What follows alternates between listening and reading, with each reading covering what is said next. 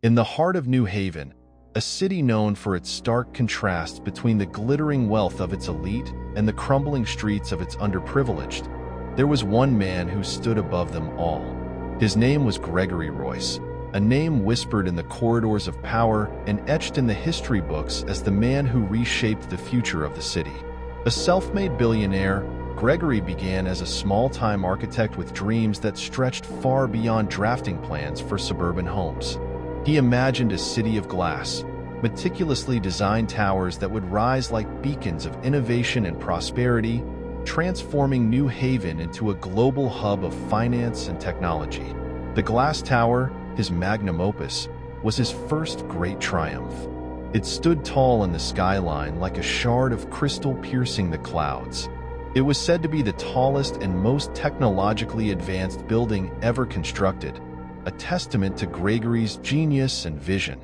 For years, he had poured every ounce of his ambition into the project, convincing investors, politicians, and the city's influential elite that the tower was the future of urban living. At its grand opening, a sea of champagne glasses clinked, and praises for Gregory's foresight flowed like a river. The press hailed him as a genius. The people cheered him as the savior of New Haven, a hero who would usher in a new era of prosperity and progress. But beneath the polished glass and gleaming marble of the glass tower, things were far from perfect. The tower may have been a marvel, but the foundation of Gregory's empire was built on more than just engineering prowess and visionary thinking. Over the years, Gregory had made more than his fair share of deals, ones that seemed too good to be true at first glance, and in hindsight, they were. It started with zoning permits. The city of New Haven, plagued by corruption in its local government, was a place where deals were made under the table, and laws were as flexible as the wallets of those who could afford to bend them. Gregory's rise to power was no accident. He had forged alliances with key figures in the mayor's office, the police department, and, most crucially, the city's real estate regulators. On the surface, his success was the result of hard work and ingenuity, but behind the scenes, it was a different story. The zoning laws had been conveniently altered to suit his needs, with kickbacks funneled into the pockets of politicians in exchange for favorable decisions. Construction permits were expedited through backdoor channels, bypassing safety checks and environmental regulations. Gregory was careful, never too reckless. He kept his hands clean, or so he thought. He knew the game: influence, power, and discretion. His associates in the city's underbelly understood that their job was to make sure things moved smoothly without attracting attention. He built the glass tower with one eye on the future, the other on keeping his dealings hidden from public view. But as with all great schemes, there were cracks in the facade. In the case of the glass tower, the first major flaw came in the form of a young reporter named Jessica Hale. Jessica was the kind of journalist who believed in the power of truth, a fresh face in the newsroom, still hopeful that she could make a difference. She'd grown up in New Haven, watching the city shift from an industrial hub to a place where the rich controlled everything, and the poor were left to fend for themselves. She'd always felt there was something off about the rise of Gregory Royce. The tower was too perfect, too clean, too quick. She started to dig. What she found was the tip of the iceberg. Through confidential sources, Jessica discovered the extent of the corruption surrounding the glass tower.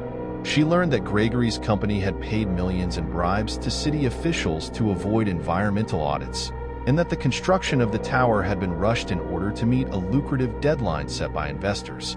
When the building's foundations were poured, key structural components were compromised in order to save time and money. The safety of the building's residents, as well as those who worked within its walls, was now in jeopardy.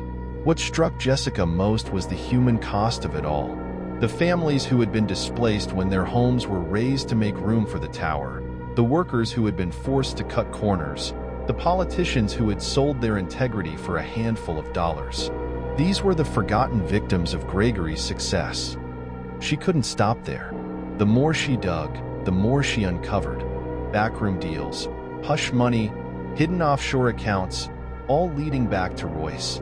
There were whispers that his rise was no accident, that his wealth and influence were built not just on architecture but on manipulation, on turning the city's greed into his own. She had to expose him, but as she prepared to publish her story, she began to feel the weight of something far darker looming over her. Gregory had many friends in high places, and he had always been very careful about protecting himself. It wasn't long before Jessica's phone began to ring with strange, threatening calls, silent ones at first, then more direct, more pointed. Her car was tampered with, and her apartment was broken into. It was clear that someone was watching her. Gregory Royce was powerful, but Jessica wasn't about to back down. She knew that the truth was bigger than fear. So she pushed forward, gathering the final pieces of her investigation. She would be the one to take down the glass tower and bring the corruption to light. Then came the night when everything changed. Jessica received an unexpected visitor at her apartment. It was not a person she recognized, but his message was clear. The man, a fixer who worked for Royce's inner circle, told her she had two choices: drop the story or disappear. Jessica was given a choice, but it wasn't really a choice. The following day, she was found in a back alley, unconscious and with a message written on a scrap of paper. One word scrawled in dark ink: stop. Her story was never published. The press swept the incident under the rug, a convenient amnesia in the name of corporate interests.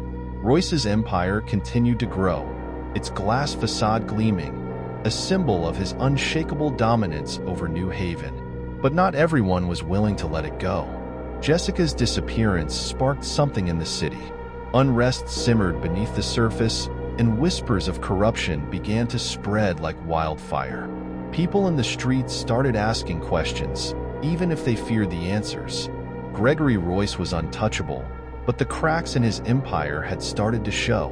Whispers of his illegal dealings, of his manipulations, began to reach the ears of those who had once sworn allegiance to him, those closest to him. His most trusted associates, the ones who helped him keep the glass tower standing, began to question their loyalty. Some, like his longtime CFO, William Carver, had always been uncomfortable with the darker side of the business, but had turned a blind eye in exchange for wealth and power. But as Jessica's story spread, even William found it harder to ignore the truth. The final straw came when a former employee, a construction worker who had been involved in the building of the glass tower, stepped forward with undeniable evidence of the safety violations and cover-ups that had been carried out during the project. His testimony was a bombshell, and it sent shockwaves through the city. Public outcry reached a fever pitch. Protesters filled the streets of New Haven, chanting for justice. A criminal investigation was launched. For the first time in years, Gregory Royce felt the weight of his empire bearing down on him. The glass tower, once a symbol of his triumph, was now a monument to his greed and corruption. In the end, it wasn't the authorities who brought him down, but the people of New Haven, the ones who had been oppressed, the ones who had suffered in silence for too long. Together, they tore down the glass facade, piece by piece. Gregory Royce's empire crumbled, not with the force of a wrecking ball, but with the quiet persistence of truth. His fall was inevitable. The glass tower would stand as a reminder of how far corruption could stretch, how far ambition could go, and how, in the end, even the most impenetrable facades could be shattered. The city of New Haven would never be the same again. The people had learned a hard lesson, that no amount of glass, no matter how pristine, could ever truly hide the rot beneath. And somewhere in the shadows, Jessica Hale's name lived on, not as a victim, but as a symbol of the power of truth in the face of corruption.